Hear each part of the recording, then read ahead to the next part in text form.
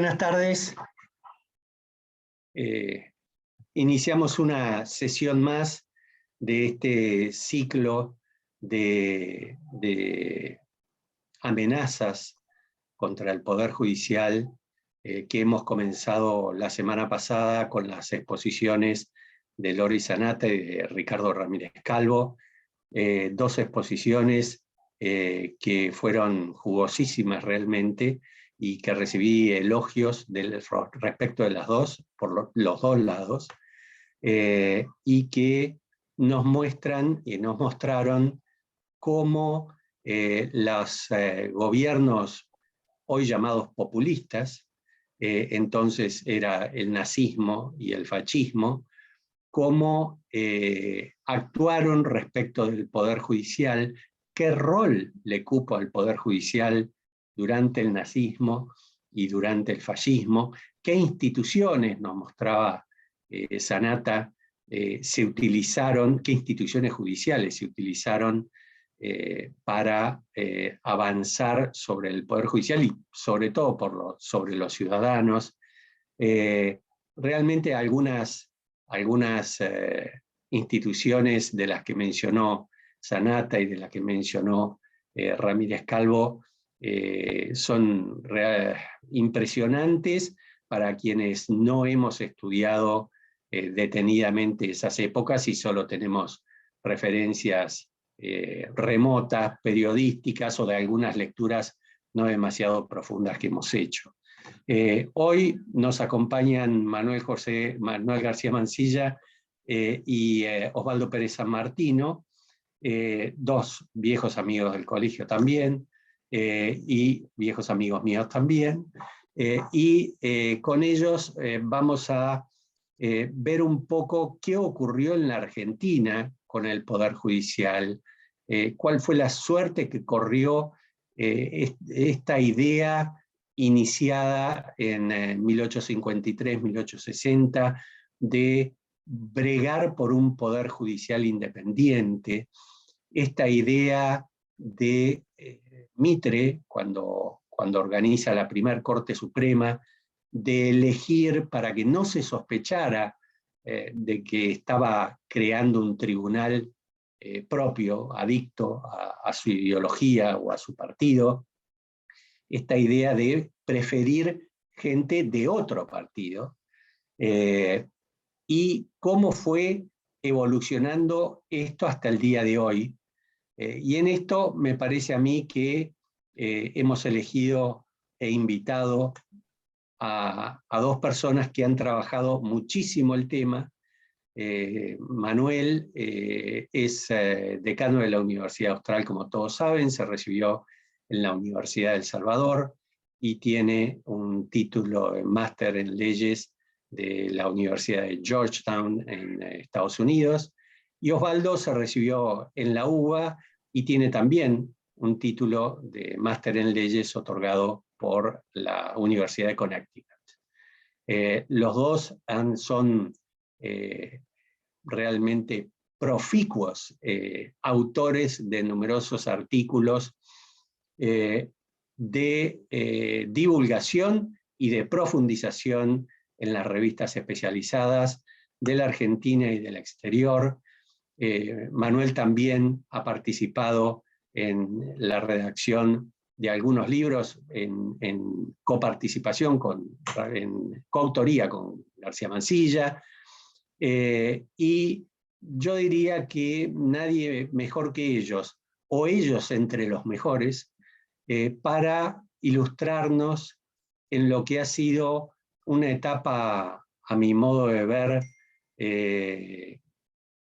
oscura de la historia argentina, en la cual partimos de un foco lumínico fuerte para poco a poco ir ensombreciéndose la imagen de la política respecto del Poder Judicial y del Poder Judicial respecto de sí mismo.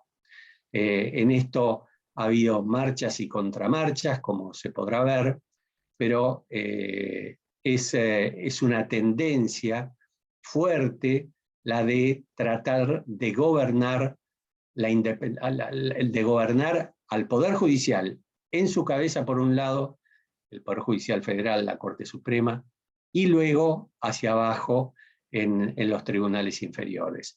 Esto sería muy interesante también proyectarlo a los tribunales superiores y a los poderes judiciales de las provincias, porque el Poder Judicial Nacional es nada más que una parte del Poder Judicial.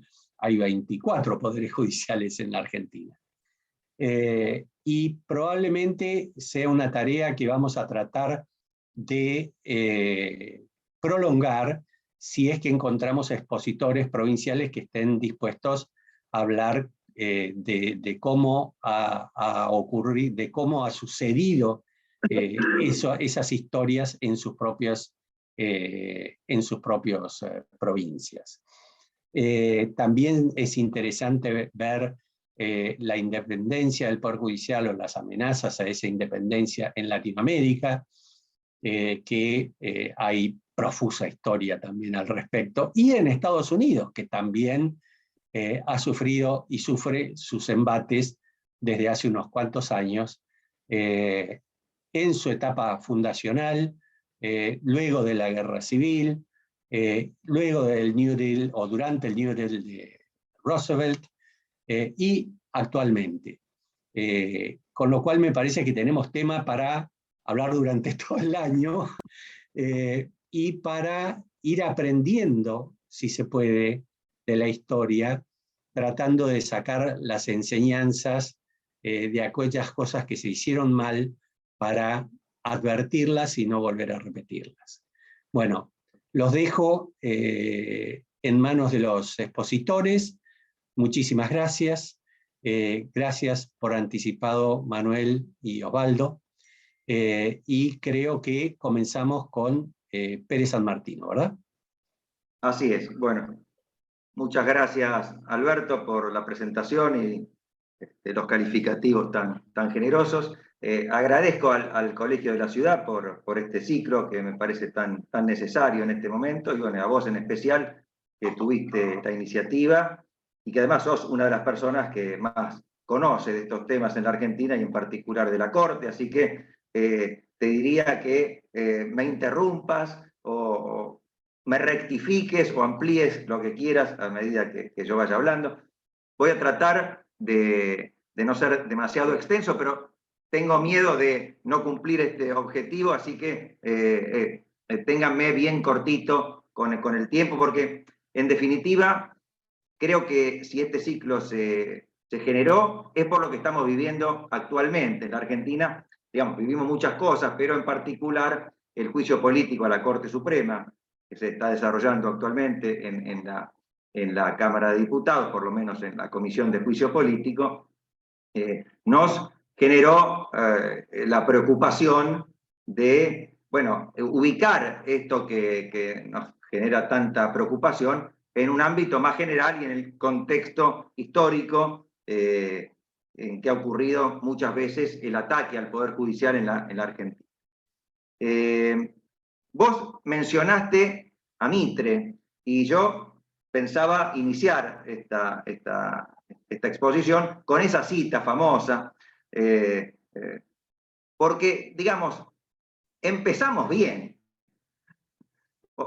Este problema que tenemos ahora, bueno, no se dio en el origen de nuestra organización constitucional, todo lo contrario, ¿no? Después de la Constitución del 53, de su reforma del 60, de la reunificación de la Argentina, bueno, cuando empieza la presidencia de Mitre, en octubre de 1862, bueno, se va organizando el país en sus diversos poderes, se crean sus instituciones, y se instala por primera vez la Corte Suprema, ¿no? En enero, si no recuerdo mal, de 1863. No había podido instalarse durante la etapa de la decisión de Buenos Aires y la Confederación. Y Mitre designa a los primeros miembros, y si bien esta cita se suele hacer frecuentemente, no creo que esté de más recordarla, porque sobre todo en este tiempo, ¿no? Dice Mitre en aquel momento: busqué a los hombres que en la Corte Suprema fueran un contralor imparcial e insospechado de las demasías de los otros poderes del Estado, y que, viniendo de la oposición,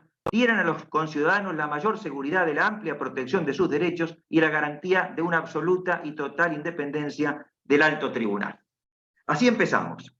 Y diría que, más allá de los avatares políticos que hubo, no todo fue un lecho de rosas, la Corte mantuvo su independencia, su prestigio, su estabilidad a lo largo de muchas décadas, porque los devenires institucionales, podemos pensar en la Revolución del Parque, podemos pensar en las revoluciones radicales, podemos pensar en el traspaso o un cambio de régimen que se da en 1916, cuando el radicalismo gana la presidencia, y sin embargo, la Corte Suprema no se tocó. ¿Qué quiere decir no se tocó? Por supuesto que hubo modificaciones, pero eran las modificaciones naturales, llamémosle si quieren, vegetativas. Renunciaba o moría algún juez de la Corte Suprema y el presidente en funciones designaba a otro. Y así se iba dando el cambio paulatino. De hecho, esto ocurrió también en 1930, cuando se produce el primer golpe de Estado, con todo lo negativo que fue para la Argentina. Y sin embargo, el golpe de Estado del 6 de septiembre del 30, digamos que desalojó al Poder Ejecutivo, clausuró el Congreso, pero mantuvo a la Corte Suprema.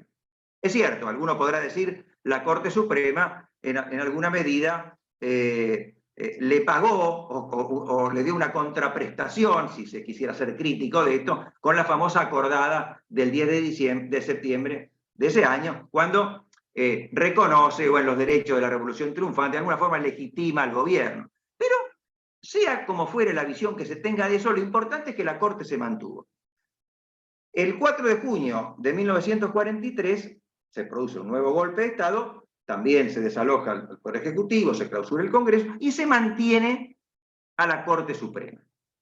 Y se desempolva rápidamente aquella acordada del 10 de septiembre del 30 y se la utiliza nuevamente.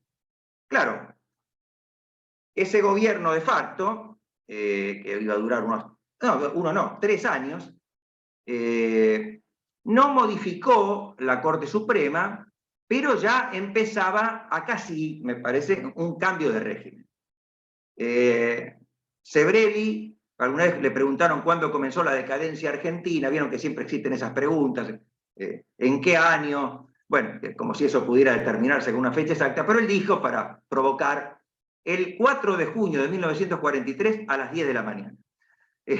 Porque el gobierno de facto que surgió de ese golpe fue más allá de un gobierno autoritario, como había sido el de 1930. En el del 30 había un proyecto corporativo en Uriburu que no logra concretarse. Triunfan los sectores más liberales. Un conservadorismo liberal, después se llama elecciones. Por supuesto podemos criticar el fraude y otras cuestiones, pero se mantiene básicamente el sistema liberal democrático. Acá en el 43 va a empezar un cambio de régimen. Y lo que yo voy a narrar ahora, inmediatamente de la presidencia de Perón, hay que ubicarlo, me parece a mí, sin retaseos y sin falsas culpas, en la cosmovisión que él tenía. Perón es indudablemente el gran protagonista del ciclo del 43 al 46. Llegaba a ocupar 3 cargos, secretario de Trabajo y Previsión, ministro de Guerra y vicepresidente de la Nación. Digamos, era el que mandaba. Farrell, al lado de él, era una figura casi decorativa. ¿Cuáles son las ideas de Perón? No lo sabemos. Durante la década del 30, él había participado del golpe del 6 de septiembre, había tenido algún cargo, estaba cercano al círculo de Justo. Uno podría pensar entonces que era un conservador liberal, pero no lo sabemos demasiado. Ahora, él tiene una experiencia en su vida que es fundamental. Son los 2 años que el ejército lo manda a Italia, del 39 al 41. Es casi una epifanía, porque la cosmovisión que él va a tener, si es que no la tenía antes, si no había antecedentes, que no lo sabemos, bueno, se va a afincar en esa experiencia y él lo va a decir toda su vida. Es extraordinario que alguno pueda negar esto porque se encargó de repetirlo siempre. Voy a mencionar simplemente algunas citas porque me parece que es importante para ubicar lo que pasó con el Poder Judicial después. Hay quienes niegan el carácter fascista que tuvo el peronismo en algún momento, pero grandes politólogos como Sartori, como Bobbio, lo ubican. Bobbio, por ejemplo, lo ubica dentro de una tipología del fascismo, dice el peronismo puede incluirse tranquilamente en esta categoría. Lori Sanata, que estuvo el lunes pasado, lo ubica en un sentido similar y define el populismo como una nostalgia de unanimidad. Es el sueño de restaurar una condición originaria donde el pueblo, el hombre era puro. Son fenómenos de tipo totalitario. No porque el peronismo lo sea, si bien se acercó mucho a lo totalitario en la última etapa de su época clásica del 51 al 55, con la idea de que se había creado la armonía. Es decir, lo que no admite el fascismo es la pluralidad. Por eso Lori Sanata nos decía el lunes pasado que el poder es concebido en forma unitaria, no hay posibilidad de división de poderes. El poder es uno solo.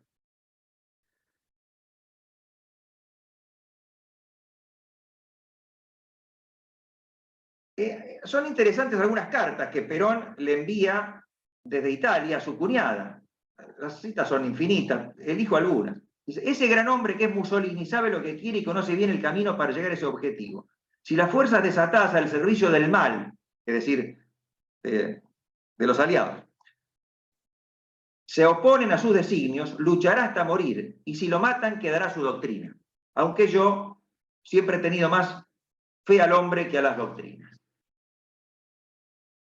Después, al analizar las perspectivas de la guerra, dice, los grandes valores materiales están del lado de los aliados. Los grandes valores morales están del lado de los alemanes. No sabemos bien a qué entendía por grandes valores morales, en un momento en que todavía no se conocían los horrores del Holocausto, pero ya Hitler estaba en el poder hacía mucho tiempo y sabíamos de qué manera se manejaba su ideología antisemita, la persecución, la hostilidad, la imposibilidad de que existiera una democracia pluralista. Todo eso se conocía bien. Pero eso lo llama valores morales. Sebrelli transcribe en algún libro una carta que Perón le envía en 1945 al dirigente político uruguayo Luis Alberto Herrera.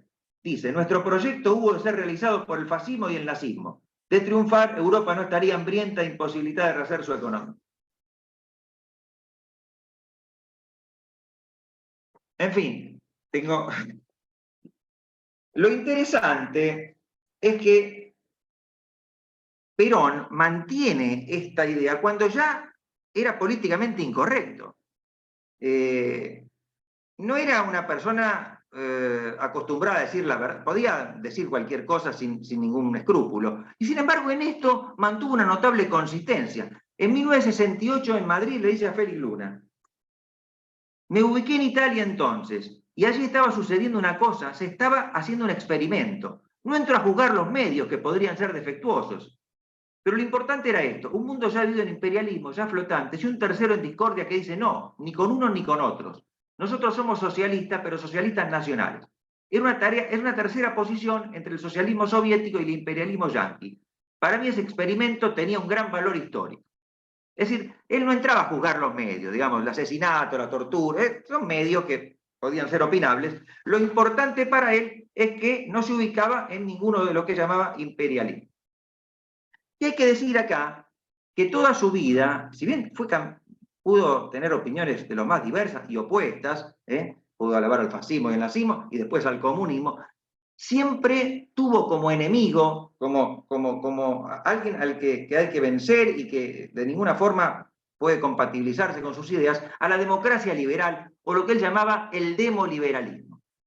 Frente a eso siempre se mantuvo enfrente y por eso lo que ahora vamos a señalar es bastante lógico.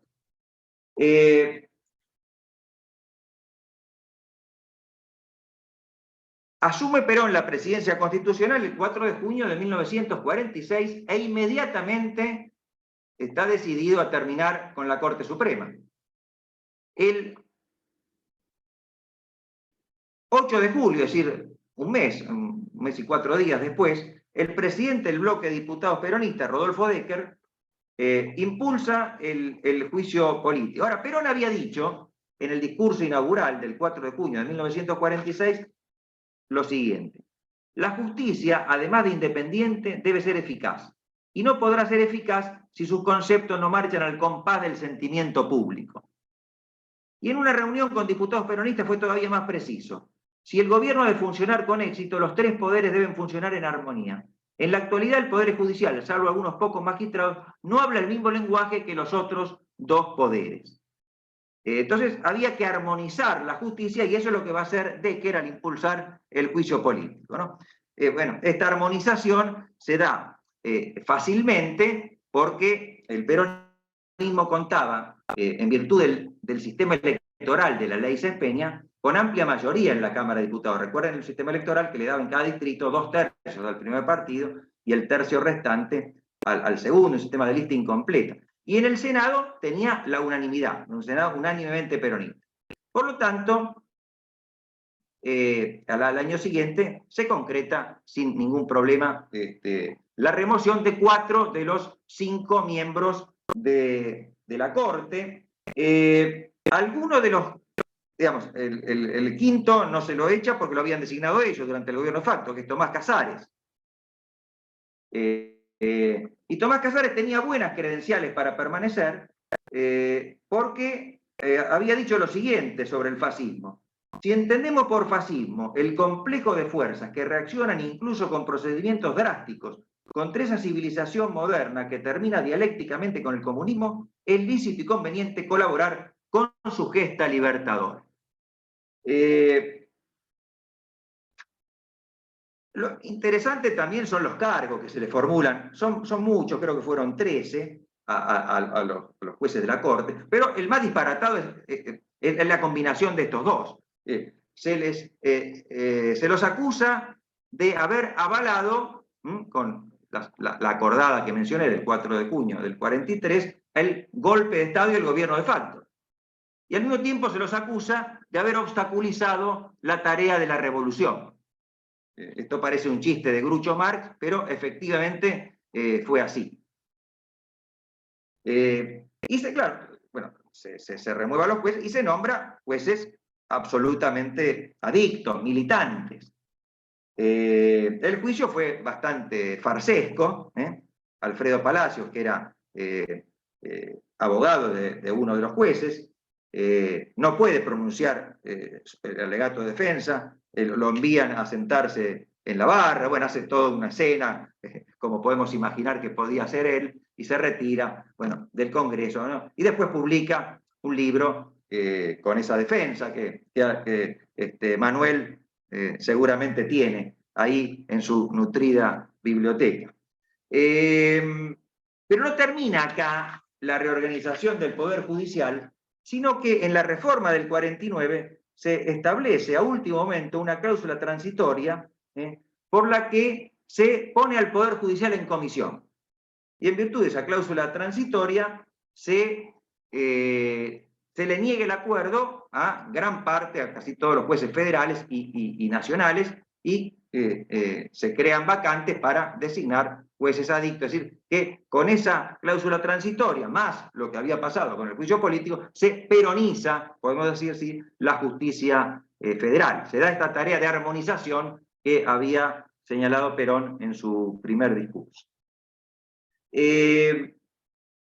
Perón, bueno, es derrocado en 1900, como sabemos, en 1955, y el gobierno de la Revolución Libertadora, acá sí va no solamente a deponer al presidente, a clausurar el Congreso, sino también a cambiar completamente a la Corte Suprema y a poner en comisión también al Poder Judicial. Claro, lo que había hecho Perón estaba pésimo, pero revertir con justicia eso no era nada fácil, y esto dio lugar a montones de cuestiones. Por supuesto, probablemente se hayan cometido también muchas injusticias.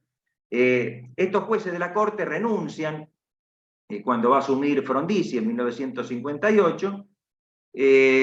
Frondizi acepta la renuncia de 2 y designa a otros 3, con lo cual tuvo una actitud, digamos, de cierta... trató de tener cierto equilibrio entre lo que venía de la Revolución Libertadora y su propio gobierno. todas personas de trayectoria jurídica, por supuesto, afines a él en sus ideas, pero esto no está mal en sí mismo, es lo que pasa en Estados Unidos con los presidentes republicanos y demócratas, nombran juristas más afines a sus ideas, y si esto se va dando gradualmente, no debería ser un problema. Sí hay algo quizá que reprocharle a Frondizi, es que en 1960 hace sancionar por el Congreso una ley que amplía el número de miembros de la Corte de 5 a 7. Algo, digamos, innecesario, pero él tenía también amplia mayoría en diputados, y si no recuerdo mal, creo que también la unanimidad en el Senado. Después viene el golpe de Estado del 62, que no toca a la Corte Suprema, y luego el gobierno de Ilia, que puede hacer alguna designación, y esa Corte, después viene el golpe del 66, que desaloja también a la Corte Suprema íntegramente. Encontré, leyendo algunas cosas para esta charla, una declaración del Colegio de Abogados de la ciudad que lamenta que el nuevo gobierno haya removido a los jueces de la Corte Suprema, porque era una corte que gozaba de gran prestigio y cuyos miembros habían sido designados en distintas etapas, con lo cual no había ninguna mayoría especial, no era lo más opuesto a una corte, digamos, militante, ¿no? Bueno, después viene la Revolución Argentina, llega el nuevo gobierno democrático, también desaloja, digamos, o remueve a los jueces de la Corte, designa a otros, todos afines al peronismo. Bueno, hasta ahí podemos criticarlo, pero estaba dentro de los procedimientos democráticos esperables. El 76, el golpe de Estado, también termina con la Corte, nombra a otros. Llega Alfonsín, también nombra una nueva Corte, y a mí en lo personal me parece bien que jueces designados por un gobierno de facto no permanezcan si no tienen la designación constitucional. Una Corte presidida por una figura de la talla de Genaro Carrió, ¿no? en su primer momento, quien justamente se le hizo un homenaje en el colegio hace poco tiempo con motivo de cumplirse los 101 años de su nacimiento. Termina el gobierno de Alfonsín, como se sucedió por Menem, y Menem, que es tan distinto a Perón, por lo menos al Perón original, en casi todas sus ideas en el aspecto económico, aunque Perón había girado ya en su segunda presidencia hacia una actitud más amistosa, hacia las inversiones externas, hacia las inversiones petroleras, por ejemplo, de capital norteamericano. En esto va a mantenerse fiel al fundador, porque poco después de asumir la presidencia promueve, no ya, ahora no tenía los números como para el juicio político de la Corte, pero sí la ampliación del tribunal de 5 a 9 miembros, obtiene alguna renuncia y logra entonces designar a personas, digamos, de su confianza.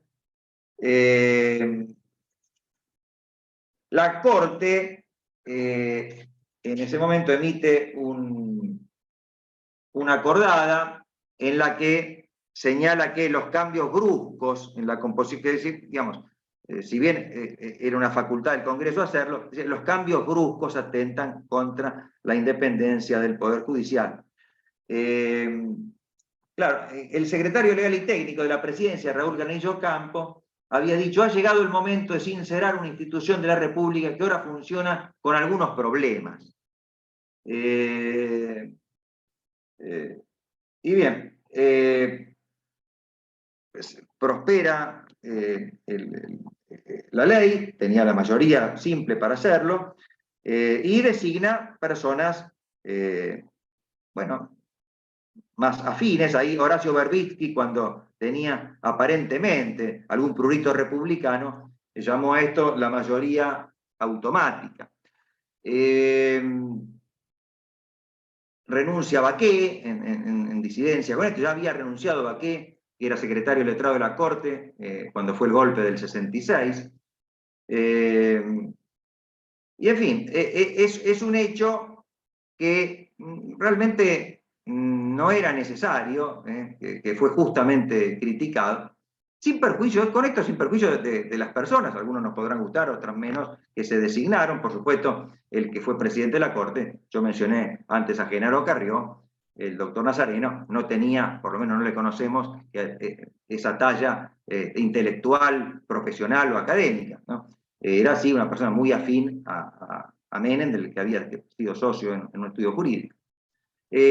Termina el gobierno de Menem, asume de la Rúa, no hay variantes en la Corte, y bueno, después se dan los sucesos de 2001-2002, después de todos esos sucesivos presidentes provisorios, asume Duhalde, y Duhalde, que había sido compañero de fórmula de Menem, ahora embiste inmediatamente contra la Corte, que llama menemista, en un cambio de piel, contra toda la Corte, pero no tiene los números, como para promover el juicio político, y queda ahí, si no recuerdo mal, ya con la acusación, renuncia Bossert.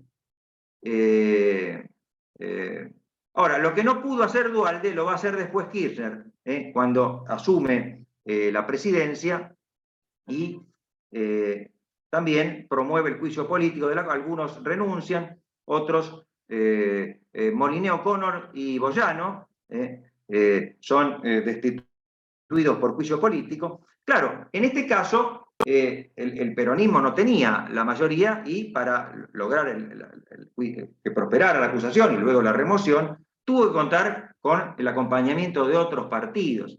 Y acá hay que señalar que había un contexto en esa época profundamente antimenemista, y que entonces a nadie le pareció mal, a nadie no, a la mayoría no le pareció mal, y a la mayoría de la sociedad tampoco, que se removiera a jueces por el contenido de sus sentencias, porque tal fue lo que ocurrió. Sin duda que ese juicio político no cumplió con las pautas a las que seguramente se va a referir Manuel después.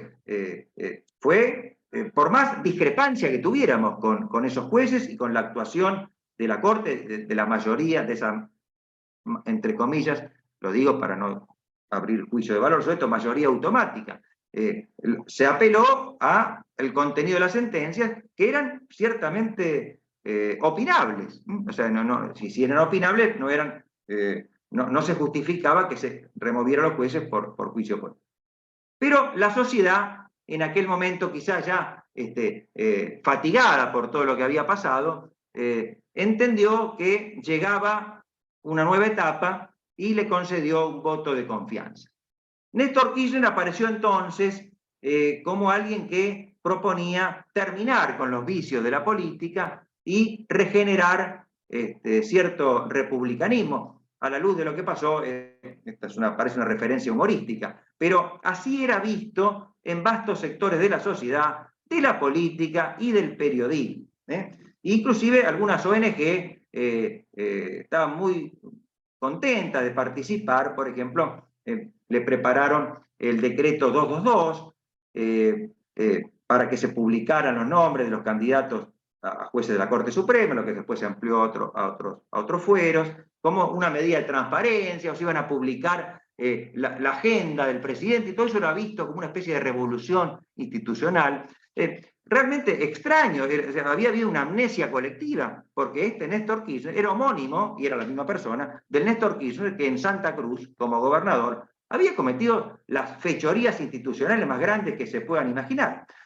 Había reformado inconstitucionalmente la Constitución provincial, había ampliado el Tribunal Superior para tener una mayoría dicta, le había vaciado de competencias la competencia del procurador. Recuerdarán ustedes el famoso caso Sosa, donde la Corte reiteradamente dijo que se lo debía reponer y nunca se lo repuso.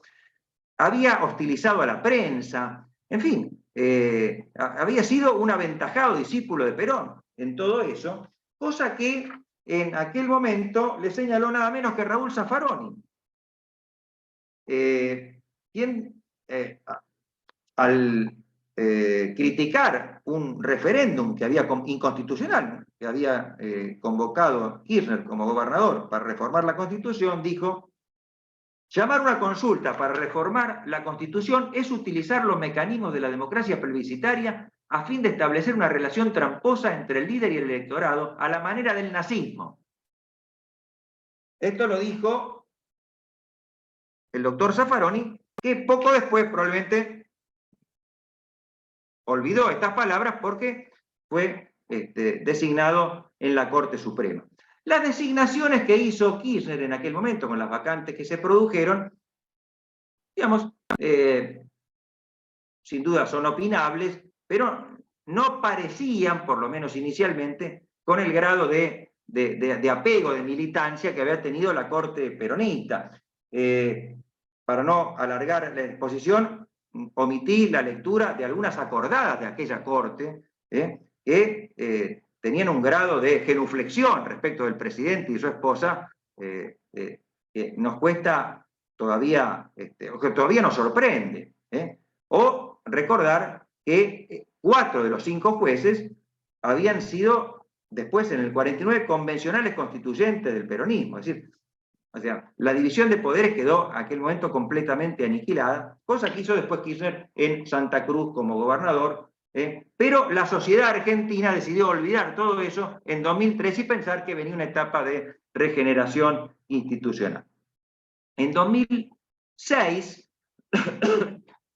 alguien que consideraba aisladamente este hecho que voy a mencionar, podía encontrar la ratificación de este rumbo, porque la senadora Cristina Fernández de Kirchner impulsó una ley para que la Corte se redujera a 5 miembros. Había 7 en aquel momento, de los 9 que debía haber, y cuando se retiraran, cuando se produjeran las vacantes, quedarían en 5. Es decir, que ella como que se ataba las manos y él que iba a ser candidata a presidente. Es un gesto de gran republicanismo, pero yo creo que hay que entenderlo en el contexto de esa candidatura. Recordarán ustedes que se decía que venía ahora una etapa institucional.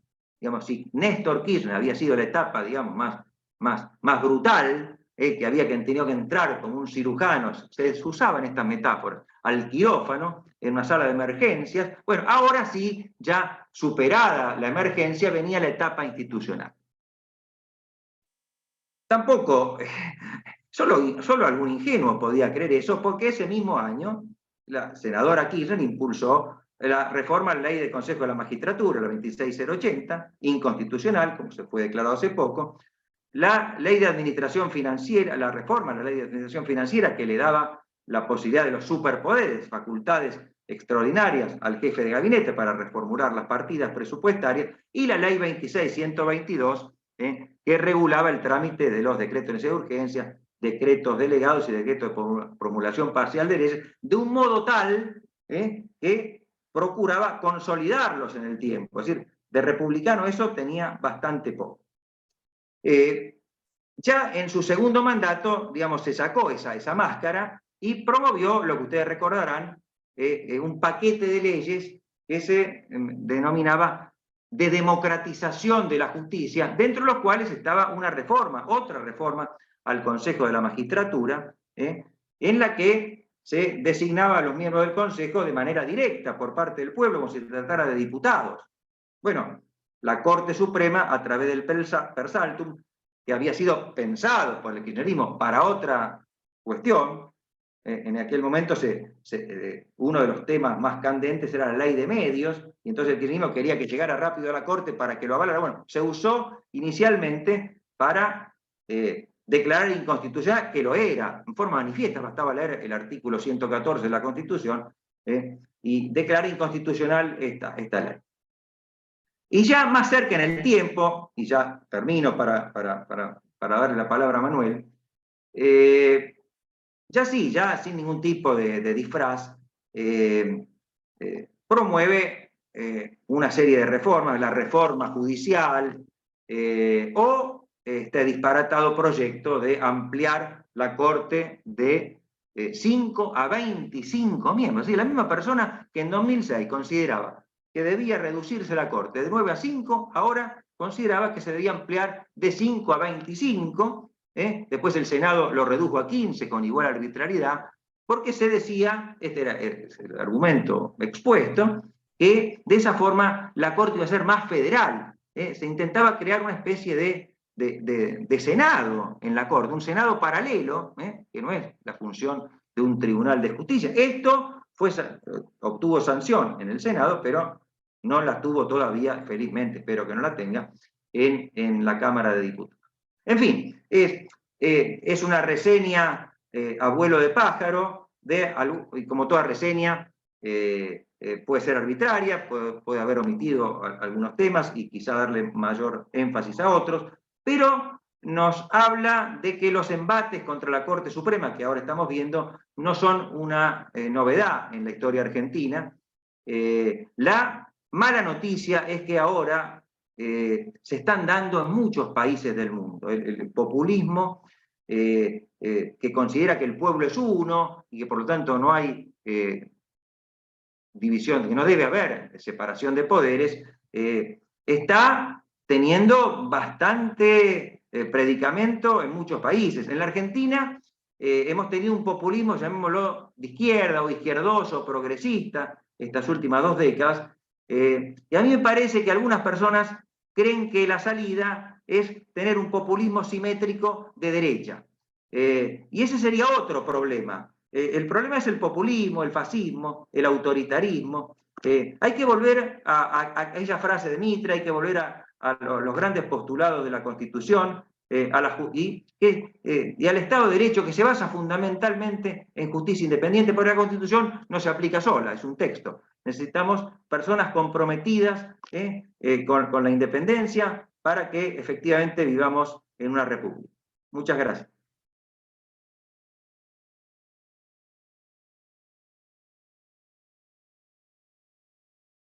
Muchas gracias, Osvaldo. Manuel, si te parece. Bárbaro. Adelante. Gracias, Fernando. Bueno, buenas tardes. Quiero agradecer al Colegio de Abogados de la Ciudad de Buenos Aires y en especial a su presidente, el doctor Alberto Garay, por la invitación que me hicieron para participar de este ciclo tan interesante sobre amenazas a la independencia del Poder Judicial y también permitirme participar junto con un colega y amigo tan distinguido como Osvaldo Pérez San Martino. Yo me voy a referir al reciente pedido de juicio político iniciado contra todos los jueces de la Corte Suprema a instancia del presidente de la Nación, aunque voy a hacer también al final alguna alusión adicional a lo que es nuestra historia institucional.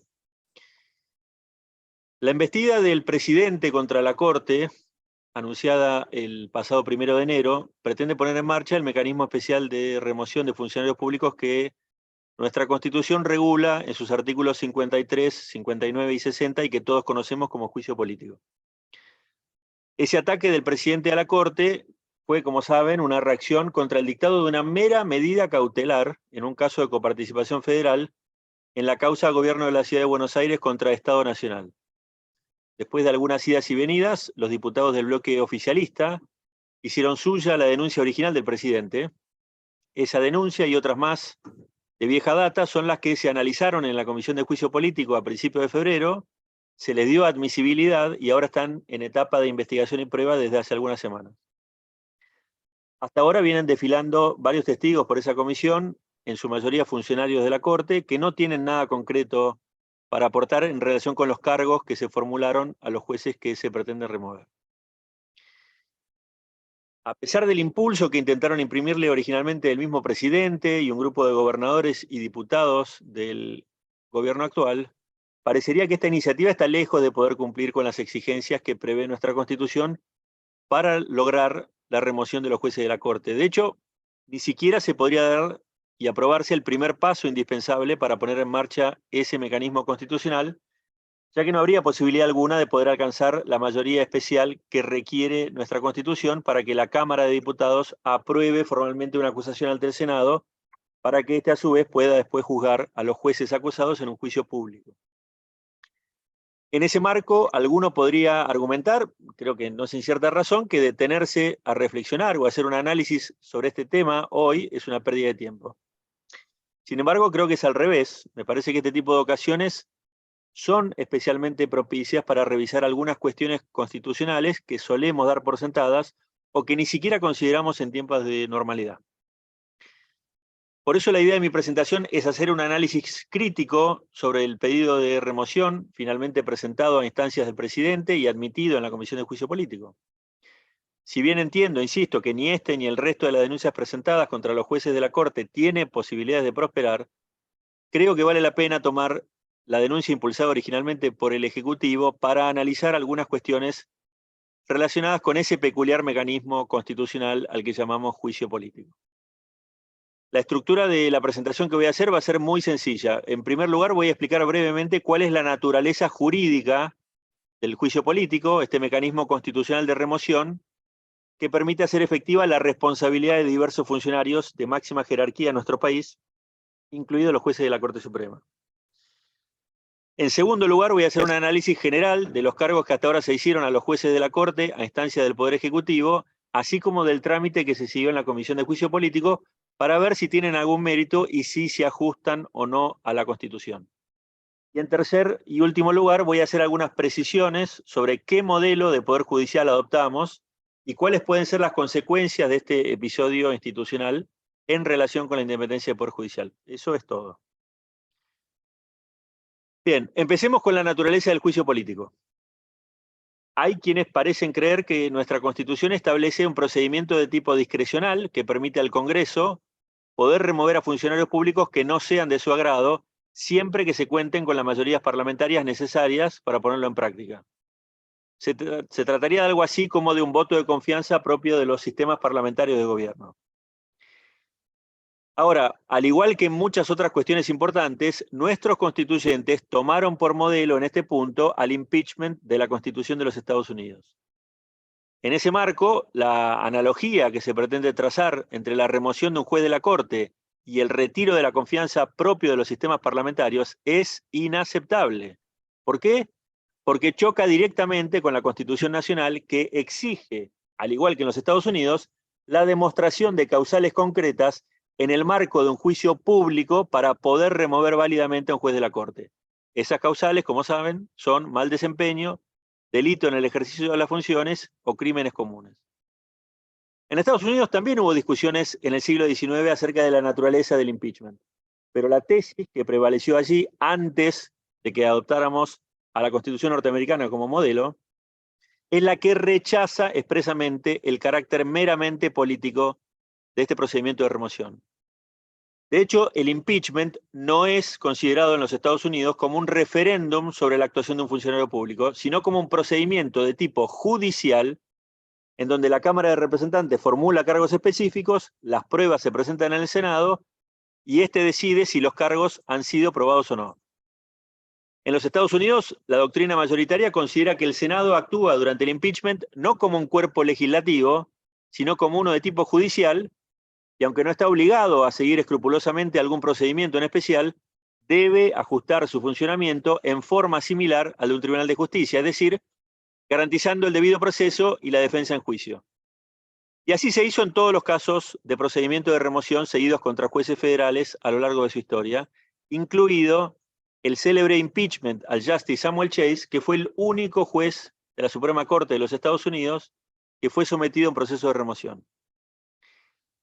Ese carácter eminentemente judicial del juicio público a que se refiere nuestra Constitución, a partir de la influencia de su modelo, fue destacado en nuestro país por el convencional Salustiano Zavalía en la sesión del 26 de abril de 1853, al momento en que se discutió la incorporación de los gobernadores como sujetos pasibles de remoción. En esa sesión, el convencional Zavalía explicó que el procedimiento de remoción previsto en nuestra Constitución es administrativo en cuanto al resultado, que obviamente es la pérdida del empleo del funcionario acusado y removido, pero judicial en cuanto a sus formas. A partir de este enfoque, que entiende que la naturaleza jurídica del juicio político es la de un procedimiento de carácter esencialmente judicial, es que paso ahora a analizar de forma resumida las acusaciones que el presidente y algunos diputados hicieron sobre los jueces de la Corte Suprema, y también voy a analizar desde esa misma perspectiva la actuación que se viene llevando hasta ahora en la Comisión de Juicio Político. Veamos primero los cargos que se formularon en la denuncia del presidente. En ese pedido de juicio político se denunció el avance inadmisible del Poder Judicial sobre los otros poderes. ¿Cómo se habría dado ese avance? Por un lado, por una opinión del juez Rosati vertida en un discurso público sobre una eventual reforma judicial. Segundo, el contenido de dos sentencias, una de hace 6 años en el caso Muiña, que dispuso la aplicación del beneficio del 2x1 para condenados por ciertos delitos, y otra en el caso Colegio de Abogados de la Ciudad de Buenos Aires, que como saben, hace poco más de un año, declaró inconstitucional la ley que regula el Consejo de la Magistratura, como recordó muy bien Osvaldo. Tercero, el dictado de una mera medida cautelar en un expediente judicial en trámite, que además fue recurrida por instrucción del propio presidente. Cuarto, el supuesto manejo irregular de la obra social del Poder Judicial, que es objeto actualmente de una investigación penal en curso. Y quinto, los supuestos diálogos filtrados desde un teléfono pinchado en una operación de inteligencia ilegal. La acusación, basada en las opiniones del juez Rosati, que es el primer cargo, en un discurso público, no solo están protegidas por la libertad de expresión que tienen todos los ciudadanos bajo nuestro sistema constitucional, sino también por el artículo 8 de los principios básicos relativos a la independencia de la Judicatura de las Naciones Unidas, que incluyen expresamente la libertad de expresión y de opinión de los jueces. En cuanto a las sentencias dictadas en los casos Muiña y Colegio de Abogados, así como sus derivados, los casos Batalla y Juez, es evidente que lo que se pretende cuestionar en este caso es la interpretación que hacen en las sentencias de la Corte sobre el derecho vigente. Y la indignación, el rechazo, la crítica que alguien pueda tener o que alguien pueda sentir en relación con un fallo de la Corte no es una causal de remoción. En este punto, por ejemplo, fíjense que se le endilga al juez Rosenkrantz, por ejemplo, una palmaria incomprensión del derecho normativo vigente. Y la pregunta que uno se hace, naturalmente, es ¿según qué criterio? ¿El del presidente? ¿El de algunos gobernadores? ¿El de algunos diputados? Es evidente que esta acusación desconoce algo que es básico. Los jueces están precisamente para eso, para interpretar y aplicar el derecho vigente a la hora de resolver casos concretos. En relación con el tercer cargo, que es la medida cautelar dictada en el caso de coparticipación federal, amén de que se podría hacer la misma observación, me resulta imposible ignorar el contexto en que se impulsa la remoción por esta causal. Como dije, todavía está en trámite un recurso de revocatoria in extremis que presentó el Estado Nacional a instancias del propio presidente. Por eso es que el pedido de juicio político a los jueces, que todavía tienen que resolver ese recurso, constituye, y para mí esto es obvio, una presión que es inadmisible porque violenta su independencia y que debe ser denunciada como un acto incompatible con la prohibición que el artículo 109 de nuestra Constitución le impone al presidente de interferir en el conocimiento de causas judiciales pendientes. El pedido de remoción que estoy criticando desconoce que, como norma, los jueces no pueden ser perseguidos ni molestados por el contenido de sus sentencias. Sobre este punto, en un artículo publicado en La Ley hace más de 20 años, María Angélica Geli advertía lo siguiente: el mal desempeño como causal de remoción tiene especificidad en el caso de los jueces. En principio, la interpretación que los magistrados judiciales hagan de las normas jurídicas en sus sentencias y el criterio y opiniones vertidas en sus fallos están directamente relacionados con la independencia e imparcialidad en la función de administrar justicia. Ello exige que los magistrados no se vean expuestos al riesgo de ser enjuiciados por estas razones, en tanto y en cuanto las consideraciones vertidas en sus sentencias no constituyan delitos o traduzcan ineptitud moral o intelectual que los inhabilite para el desempeño del cargo. Ese criterio, de sentido común diría, es idéntico al que se expuso, por ejemplo, en el Estatuto Universal del Juez que adoptó la Unión Internacional de Magistrados en Taiwán en noviembre de 1999. En relación con los supuestos diálogos que surgen de una operación de inteligencia ilegal, queda claro que no pueden ser utilizados como prueba en un procedimiento que, por más énfasis que se ponga en su carácter político, debe respetar todas las garantías del debido proceso, incluyendo el no valerse de prueba obtenida de forma ilícita. También debido a que esos diálogos tampoco parecen involucrar directa y personalmente al juez al que se pretende remover por la eventual falta de uno de sus colaboradores. Además, esos diálogos fueron desmentidos expresamente por uno de los presuntos participantes, quien denunció que habían sido manipulados. Y finalmente, y mucho más importante, por supuesto, la justicia federal ya declaró recientemente que no podían utilizarse como prueba para una persecución penal por haber sido obtenido de forma ilegal. Se puede hacer una consideración similar acerca de la acusación que se refiere al manejo de la obra social, que, como dije, es objeto actualmente de una investigación penal en trámite. Hasta la fecha, esa causal penal no involucra directa o indirectamente a ningún juez de la Corte, con lo cual la investigación que encaró la Comisión de Juicio Político aparece como mínimo en esta instancia como prematura. En definitiva, creo que cualquiera que se tome el trabajo de analizar seriamente esta denuncia va a poder comprobar que el juicio político no se basa en ninguna de las causales que exige nuestra Constitución para poder avanzar y remover válidamente a un juez de la Corte. Además, quien haya seguido la actuación de la Comisión de Juicio Político hasta ahora va a poder confirmar que la garantía del debido proceso no viene siendo respetada. Entre las irregularidades que se pueden señalar están las siguientes. Primero, cuando se votó la admisibilidad de las denuncias, se les dio 48 minutos a los diputados de la oposición para considerar una propuesta de dictamen del Frente de Todos que tenía 76 páginas. Y a pesar de que se pidió tiempo para revisarla, se impuso la exigua mayoría que tiene el oficialismo en la Comisión de Juicio Político de un diputado y se le dio admisibilidad a todas las denuncias y a todas las medidas de prueba que se pidieron en esas denuncias por 16 votos contra 15 votos. Segundo, se citan testigos que no tienen relación directa con los hechos denunciados. En muchos casos, ni siquiera tienen una relación remota con esos hechos, como pueden ser los casos de la propuesta de citar al ex juez Baltasar Garzón o al ex juez Eugenio Zaffaroni como testigos de cargos sobre los que no tienen nada para aportar, cosa que también ocurre con varios testigos que no intervinieron siquiera de forma indirecta en ninguna de las causas que se cuestionan y se aprecia ahora en los interrogatorios cuando les preguntan y ellos contestan que no participaron en esa causa. Tercero, los interrogatorios no siguen las formas que corresponden en el marco del debido proceso. Se hacen preguntas que son indicativas o que incluyen varios hechos a la vez. Se hostiga a los testigos preguntándole varias veces la misma pregunta para ver si entran en alguna contradicción. Muchas veces el ambiente es de tensión, con gritos de por medio. Francamente, un papelón.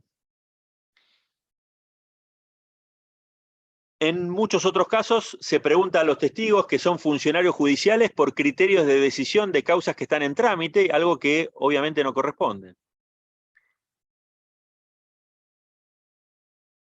En ese marco, aún con una mirada indulgente, me parece que queda muy claro que el verdadero motivo de este pedido de juicio político contra todos los jueces de la Corte es la discrepancia y las críticas contra ciertos fallos que el gobierno de turno considera inconvenientes. Fallos como el del Consejo de la Magistratura, en el que la responsabilidad del Congreso es indiscutible, o el dictado de una cautelar, o la interpretación de si el 2x1 aplica a los condenados por ciertos delitos, son parte del trabajo normal de la justicia. Y ese trabajo solo puede molestar a quienes no aceptan regirse por nuestro sistema constitucional. La Constitución Nacional, a diferencia de la de otros países, no considera a los jueces como meros burócratas, sino como un verdadero poder con atribuciones concretas, y el ejercicio regular de esas atribuciones debe ser respetado. Salvo que cometan un delito a través de una sentencia, la independencia del Poder Judicial debe incluir la protección especial de no ser perseguidos por el contenido de su sentencia. Paso ahora a hacer una reflexión final sobre la independencia del Poder Judicial. Como ya expliqué, nuestro país siguió el modelo de la Constitución de los Estados Unidos en general, al momento en que se sancionó la Constitución de 1853, en 1860, y que en lo central todavía nos rige. Si bien se discute sobre el alcance de la influencia del modelo, y con Ricardo nos hemos peleado varias veces por este tema, en todo lo que se refiere al Poder Judicial, esa influencia es indesmentible. No solo se copió prácticamente todo lo referido a la independencia del Poder Judicial de la Constitución de Filadelfia, sino que además tomamos de la Judiciary Act de 1789 como modelo para nuestra ley 48, que todavía sigue vigente. Y en este punto es importantísimo destacar que la idea de tener un Poder Judicial independiente que pueda ejercer el control de constitucionalidad sobre las leyes y que tenga la última palabra en materia de interpretación constitucional en el marco de un caso concreto, es imposible de entender sin hacer referencia a ese modelo constitucional. Y por eso quiero enfatizar una cuestión que no suele ser tenida en cuenta. Generalmente se suele hacer hincapié en la importancia del caso Marbury versus Madison de 1803 para destacar el hecho de que los jueces en un sistema constitucional de tipo estadounidense, como el nuestro, pueden ejercer la llamada judicial review, el control judicial de constitucionalidad. Más allá de que no es cierto que Marbury haya instituido, creado o establecido ese control, se olvida que el hecho más importante de ese periodo de la historia institucional norteamericana no es el dictado del fallo Marbury, sino la absolución del Justice Samuel Chase en el juicio político que se le inició al año siguiente. Esa absolución del juez Chase constituye un hito en la lucha por la obtención de un poder judicial independiente. Se trata, sin lugar a dudas, de una decisión que ayudó a definir la naturaleza de la justicia federal en los Estados Unidos y a robustecer el contenido de su independencia. ¿Por qué? Porque fijó el criterio que se acepta desde entonces, por el cual los jueces federales, especialmente los de la Suprema Corte, no pueden ser removidos por el contenido de sus sentencias. Esa absolución de Chase ayudó a consolidar al sistema constitucional norteamericano en un momento crítico de su historia. Si hubiera triunfado la postura contraria que pretendían imponer los partidarios del presidente Jefferson, probablemente el constitucionalismo norteamericano no habría podido afianzarse y no habría tenido el prestigio que explica la enorme influencia que tuvo después en diversas partes del mundo, especialmente en nuestro país. En especial a través de lo que tal vez haya sido una de sus contribuciones más valiosas. Me refiero obviamente a la necesidad de contar con una justicia independiente para proteger los derechos constitucionales frente a los tan lamentables como frecuentes abusos del poder. Y de poder hacerlo a través de un mecanismo tan criticado como imprescindible, el control judicial de constitucionalidad, que sin duda debe mucho más de lo que se cree, insisto, a la absolución del Justice Chase. ¿Por qué hago esa referencia al modelo que tomaron nuestros constituyentes a la hora de plasmar la independencia del Poder Judicial en la Constitución Nacional? En primer lugar, porque como expuso Osvaldo, con su característica solvencia y elocuencia, una de las principales fuerzas políticas del país, desde sus orígenes y a lo largo de toda su historia, rechazó siempre la idea de un poder judicial independiente. A veces lo hizo de forma abierta y frontal, otras de forma sutil.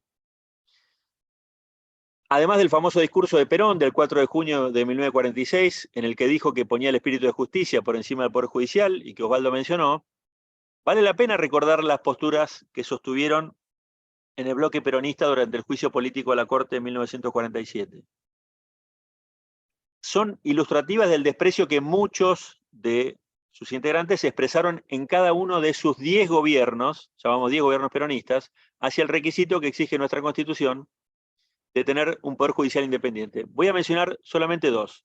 La primera, la opinión del diputado Ernesto Palacio, que expresó que nosotros creemos que dentro del mecanismo de nuestras instituciones, el principio de la soberanía popular es más importante que una supuesta intangibilidad de la justicia, que es un principio capitalista y oligárquico y cuya profesión entre nosotros es un signo de colonialismo mental.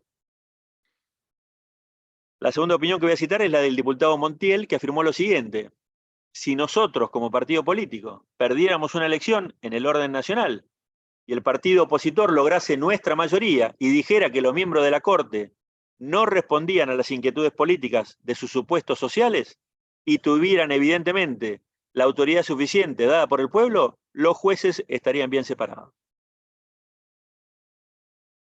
A partir de ese primer ataque frontal a la independencia del Poder Judicial, el primer gobierno de Perón pudo armar una Corte Suprema hecha a su medida. ¿Cuál fue el resultado? La Corte no declaró inconstitucional una sola ley del Congreso entre 1946 y 1955. Como recordó Osvaldo, el tercer gobierno de Perón, ya en la década del 70, contó con su propia Corte Suprema, producto de que todos los jueces de la Corte de la llamada Revolución Argentina presentaron sus renuncias en 1973. Pero así todos impulsaron cambios en los tribunales inferiores a través de leyes para promover, por ejemplo, la jubilación anticipada de jueces. Durante el primer mandato del presidente Menem, se amplió la integración de la Corte a 9 jueces en abril de 1990, aprobada en el Congreso al son de la marcha peronista, y así fue que el cuarto gobierno peronista pudo, desde ese momento, conformar la célebre, bien o mal llamada mayoría automática. También impulsó la modificación de la justicia federal penal, que dio lugar a los llamados jueces de la servilleta de Comodoro Pi, y así se inauguró una injerencia nefasta de los servicios de inteligencia en su funcionamiento, que se profundizó durante el quinto gobierno peronista después de la reelección en 1994. En 2002, durante el accidentado sexto gobierno peronista, Eduardo Duhalde intentó un juicio político a todos los jueces de la Corte, como recordó Osvaldo, como reacción al fallo Smith, que había declarado la inconstitucionalidad del corralito. A su vez, después del fallo San Luis de 2003, durante el séptimo gobierno peronista, que declaró inconstitucional la especificación, el decreto 214, Néstor Kirchner promovió la renovación de la Corte Suprema a través de sendos juicios políticos que terminaron, como ya se observó, en las destituciones de los jueces Molineux O'Connor en 2003 y Boyano en 2005. Y obviamente, ante la amenaza de ser removidos, renunciaron en ese lapso los jueces López, Nazareno y Vázquez, y así fue que este nuevo gobierno peronista pudo designar a la mayoría de los jueces del tribunal. Cristina Fernández de Kirchner heredó esa corte renovada y se enfrentó con ella en 2013, cuando pretendió destrozar por segunda vez al Consejo de la Magistratura. La primera vez fue obviamente la ley 26080, que se declaró inconstitucional en el caso Colegio de Abogados. Durante sus 2 mandatos, los intentos de copar y condicionar al Poder Judicial fueron una constante. Y ahora llegamos al 10º gobierno peronista, que se enfrenta otra vez al Poder Judicial, en especial a la Corte Suprema. No olvidemos que, además del juicio político, hace apenas unos meses, el oficialismo en el Senado aprobó por 36 votos a 33 una de esas tantas iniciativas para intervenir el Poder Judicial, en este caso el desopilante proyecto de ley que dispuso multiplicar varias veces la cantidad de jueces en la Corte Suprema. Felizmente, como dije al principio, este inútil intento de remoción contra los jueces de la Corte no va a prosperar gracias a la sabiduría de nuestros constituyentes originarios, que apartándose acá sí del modelo, exigieron una mayoría especial para poder dar el primer paso para poner en marcha el mecanismo de remoción que llamamos juicio político.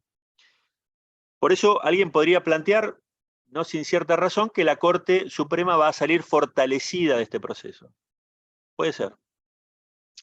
Sin embargo, creo que hay que mirar este episodio con una perspectiva histórica más amplia. Como ya repetí hasta el cansancio, tomamos el juicio político de los Estados Unidos y allí, después de 1805, nunca más se sometió a un juez de la Corte a impeachment, ni siquiera por ninguna causal. Por el contrario, los presidentes Andrew Johnson después de la Guerra Civil, Richard Nixon en los 70, Bill Clinton en los 90 y Donald Trump hace unos pocos años, fueron sometidos a procesos de remoción. En nuestro país, en cambio, ningún presidente fue siquiera acusado por la Cámara de Diputados. El juicio político se usó siempre contra los jueces federales, en especial los de la Corte, y los de la Corte siempre durante gobiernos peronistas. Además, después del golpe del 30 y de los sucesivos recambios que recordó Osvaldo de jueces inferiores, puestas en comisión, reorganizaciones y fundamentalmente los cambios en la composición de la Corte desde el 47 hasta ahora, y que Osvaldo, insisto, describió también, es que no hemos podido consolidar todavía un poder judicial independiente cuyos jueces no puedan ser perseguidos por el contenido de sus sentencias. Y esto obviamente genera un enorme desafío para el sistema en general y para la comunidad jurídica en particular. Esa independencia del Poder Judicial es un objetivo indispensable bajo nuestro sistema constitucional, por supuesto, pero eso obliga también a afinar la mirada y poner el foco en qué tipo de jueces designamos. tener jueces que puedan crear derechos sin mayores ataduras no parece realmente muy atractivo, y por eso es que hay que exigir que los jueces sean estrictos en la aplicación del derecho vigente, algo que no es usual en esta era del neoconstitucionalismo y de un control de convencionalidad llevado al extremo que defiende abiertamente un modelo de juez ultraactivista y casi libre creador del derecho. En definitiva, este nuevo episodio institucional nos pone ante la obligación de reflexionar, por un lado, sobre la independencia del Poder Judicial, pero por el otro también para qué la queremos y fundamentalmente qué tipo de jueces deberíamos nombrar en un país que, a contramano de todo lo que propone el gobierno actual, todavía aspira a ser una democracia constitucional o más precisamente una república. Nada más.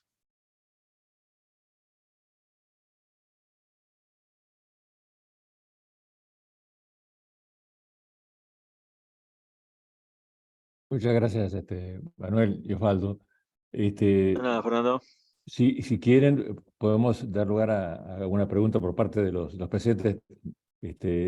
Si quieren, alguien Con todo gusto. hacer uso de la palabra, una breve referencia por consulta, ya está abierto la posibilidad. Si no, yo aprovecho para hacer una consulta a Osvaldo, que hacía una referencia al contexto internacional, si él pudiera hacernos un comentario sobre la reforma que se está llevando a cabo o que se pretende llevar a cabo en Israel, que es casi como la consumación de la democratización de la justicia en otro estado, ¿no? No podría hacer un comentario demasiado detallado porque no soy experto en eso, lo he ido siguiendo un poco por los diarios, pero el lenguaje que se usa por parte de quienes la llevan adelante es muy similar al que usa el kirchnerismo, ¿no? Por eso decía, siendo una vertiente ideológica opuesta, digamos, estamos hablando de un partido de derecha. Por eso el problema es el populismo, el problema es considerar que las instituciones son un obstáculo al cumplimiento de los designios del pueblo, que siempre además está encarnado en una persona, en un conductor. Eso puede ser de izquierda o de derecha. En este caso, en Israel lo estamos viendo por parte de un gobierno de derecha, en otros países latinoamericanos por parte de gobiernos de izquierda. Pero sí, está muy bien tu referencia, porque yo cuando leía eso me hacía acordar bueno, de lo que dice el kirchnerismo y lo que en su momento también dijo el peronismo inicial, es decir, y las citas que hacía Manuel de algunos diputados que hablaron durante el juicio político. Es decir, la soberanía del pueblo se opone a la división de poderes y a la posibilidad de control judicial de constitucionalidad, porque, digamos, si uno parte de esa premisa, es lógico ese razonamiento. Lo que tenemos que atacar, los que creemos en esto, por supuesto, es directamente la premisa, está mal. Nadie, el pueblo es múltiple, es variado. Por eso los checks and balances de los norteamericanos. ¿Cuál es la raíz del constitucionalismo? Evitar la concentración del poder. Me hace gracia a mí cuando Cristina Kirchner dice que la idea de la separación de poderes es una antigualla, porque ella dice viene de la Revolución Francesa, que no es así, pero ella cree que viene de la Revolución Francesa. Y entonces, entonces sería muy antiguo, pero las ideas que ella postula son más antiguas, son las ideas del absolutismo que precedió al constitucionalismo. No sé si Manuel querrá agregar algo. No, totalmente de acuerdo. Creo que la única, digamos, el único matiz ahí, creo que en el caso de Israel, que también lo vengo siguiendo simplemente por los diarios, es que el control judicial ahí sí fue una creación de los jueces, sí. Y tal vez pueda haber un conflicto, digamos, más allá de cómo se resuelva, un conflicto Es legítimo cierto. entre la Knesset y el Sí, Poder sí. Judicial. Ahí Alfredo levantó la mano. Alfredo. Gracias. Buenísimas las dos exposiciones, tanto la visión histórica de Osvaldo, que nos llevó por toda la historia institucional de Argentina, y el planteo de Manuel concreto en este caso. Pero yo tengo una pequeña, más que disidencia, tal vez pedido de aclaración, porque Manuel plantea, es interesante que uno, cuando mira y se va a ver el libro de Alfredo Palacios y la defensa que hizo de la de la Corte en ese libro, porque no se la dejaron presentar, como bien decía él, uno lee y parecería que es calcado. O sea, podemos trasladar ese libro al día de hoy y cambiando nombres podemos hacer exactamente la misma defensa. Pero a mí me llama la atención un planteo de Manuel, que yo coincido, tal vez, si aclarásemos los conceptos. A los jueces no se los puede juzgar por sus sentencias,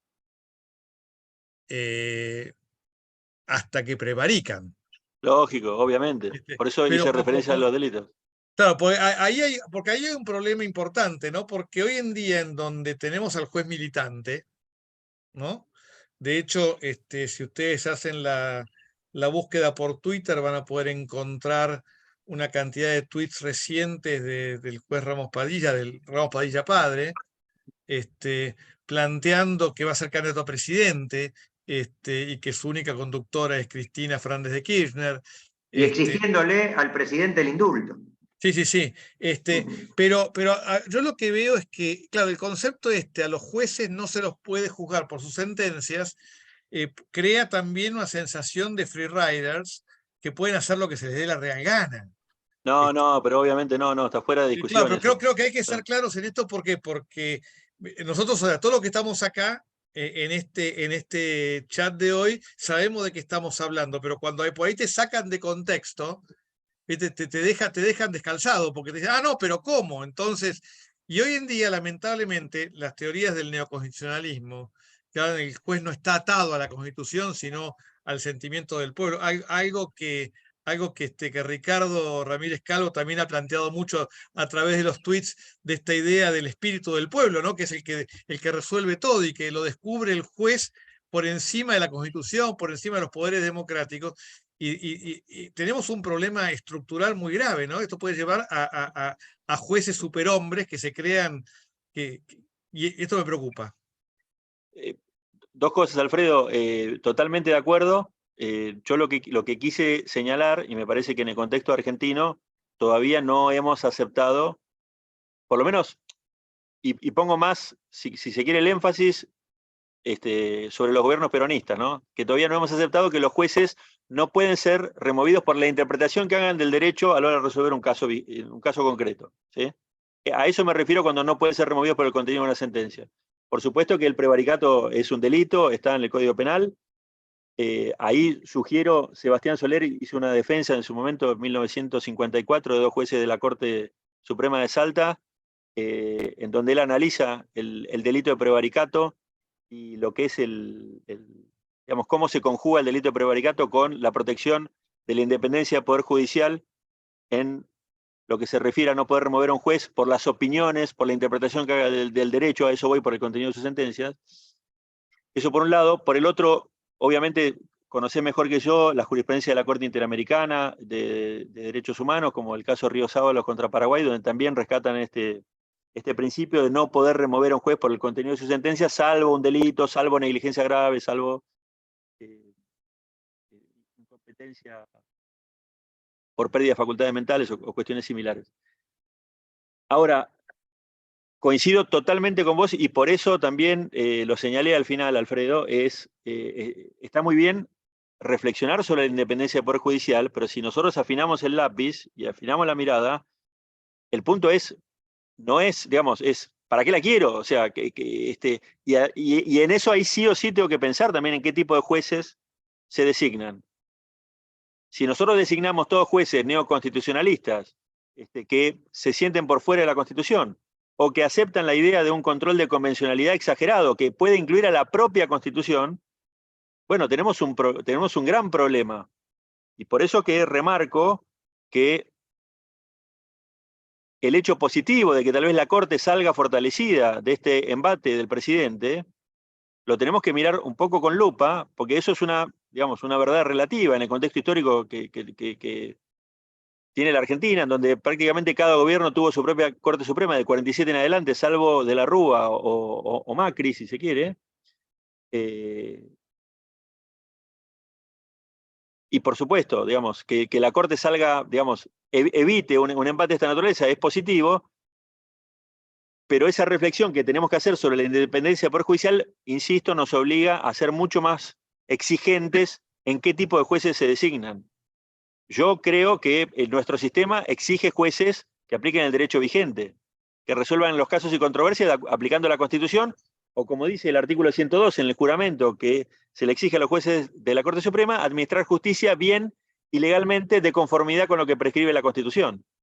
Ahora, es verdad lo que decís vos, que el paradigma que se está imponiendo en nuestra cultura jurídica, y eso me parece que lo tenemos que combatir con herramientas nobles, es el de un juez que está totalmente liberado a la hora de crear derecho y que, insisto, con el argumento del control de convencionalidad, que de una perspectiva es indiscutible, los tratados tienen jerarquía superior a las leyes, no hay nada que discutir desde ese punto de vista, ese control de convencionalidad sería simplemente un aspecto más del control judicial de constitucionalidad, pero entendido como lo entiende la Corte Interamericana, en donde todos los jueces del sistema tienen que aplicar su jurisprudencia, sin importar si contradice o no, aún la Constitución de sus propios países, como pasó hace poquito con México.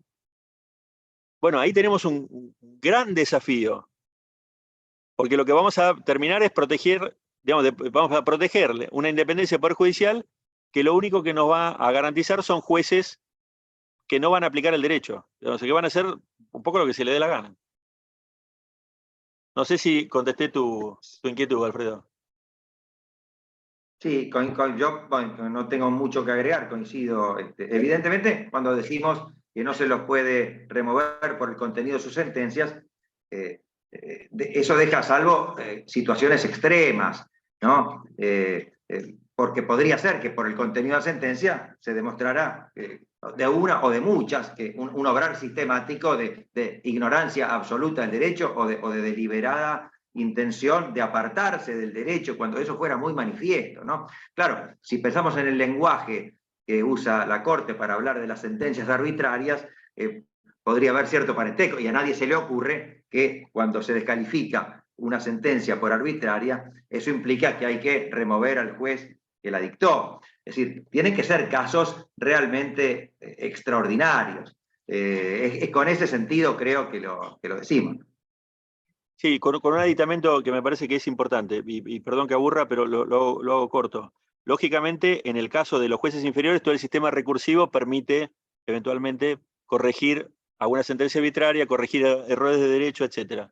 Y en el caso de los jueces de la Corte Suprema, en principio no, salvo que creamos que la Corte Interamericana es una instancia revisora de nuestra sentencia, cosa que yo no comparto.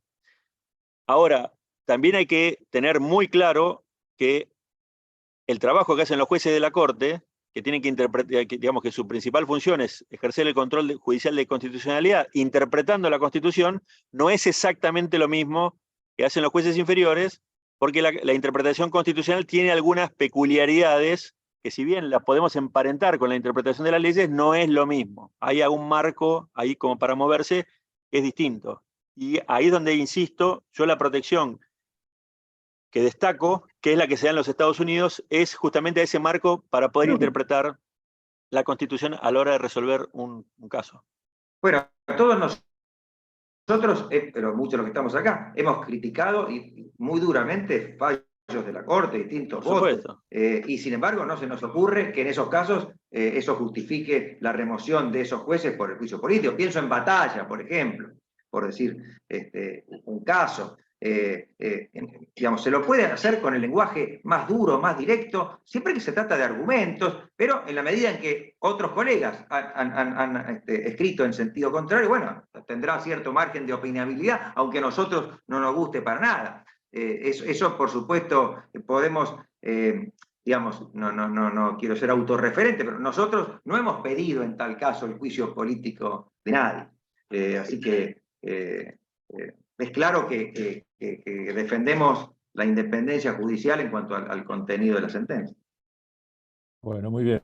Muchísimas gracias por sus exposiciones muy ilustrativas y muy bien fundadas, y muy agradecidos por toda su participación y su tiempo, al igual que todos los presentes. Y si les parece, damos por concluida ya la reunión del día de hoy. Perfecto. Muchas gracias, Fernando. Muchas Saludos gracias. a todos. Muchas gracias. Saludos. Muy Hasta bueno. luego. Chao, hasta luego. Gracias. Gracias.